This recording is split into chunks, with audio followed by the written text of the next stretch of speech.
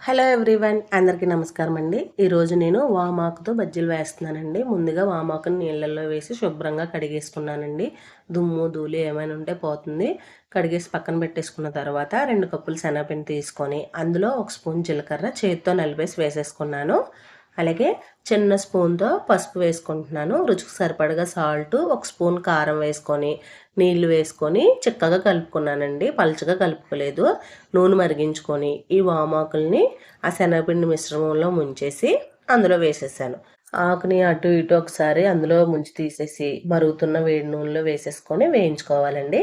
రంగు మారే వరకు వేయించుకొని తీసుకుంటే సరిపోద్ది. వామాకు హెల్త్కి చాలా మంచిది. ఏదో రూపంలో తీసుకోవాలి కదండి.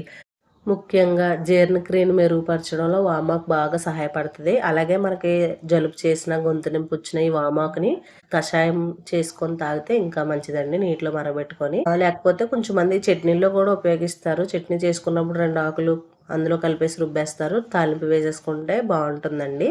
ఏదో రూపంలో తినాలి. కొంచెం శనగపిండి మిగిలిపోయిందని చెప్పేసి టమాటా బజ్జీ కూడా ట్రై చేసేద్దామని చెప్పేసి చేసేసానండి.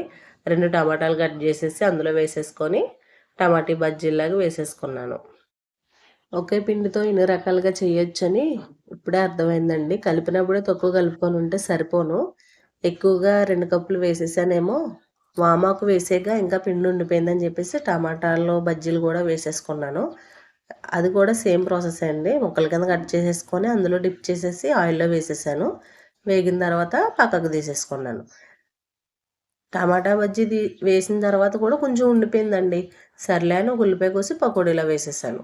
పిల్లలు కూడా వచ్చాక మీకోసం టమాటా బజ్జీ చేశాను, వామ్ బజ్జీ చేశాను, పకోడీ చేశానంటే అమ్మ అవునా అంటున్నారు వీళ్ళు.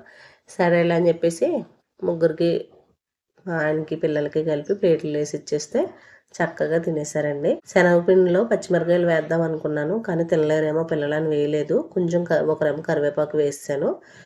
మొత్తం వేగిన తర్వాత ఒక ప్లేట్లోకి తీసేసుకున్నానండి. అంతే, ఒకే పిండితో 3 రకాల స్నాక్స్ రెడీ అయిపోయినాయి. చాలా ఈజీగా అయిపోయిందండి. పిల్లలు వచ్చాక పెట్టాను, చక్కగా తినేశారు. చూస్తున్నారు కదా, టమాటా బజ్జీ, వామాకు, అలాగే పకోడీ. పకోడీ ఈ విధంగా ఉంది. అలాగే టమాటా బజ్జీ వచ్చి టేస్ట్ బాగానే అనిపించింది కానండి, మధ్యలో టమాటా మెత్తబడింది కానీ కొంచెం తీగ అనిపించింది. తర్వాత వామ్ బజ్జీ అయితే చెప్పక్కర్లేదు, చాలా బాగుందండి. మీరు కూడా ట్రై చేసేయండి. మీకు వీడియో కనుక నచ్చినట్లయితే ఖచ్చితంగా లైక్ చేసి సబ్స్క్రైబ్ చేయడం మర్చిపోవద్దు. Thank you so much for watching my video.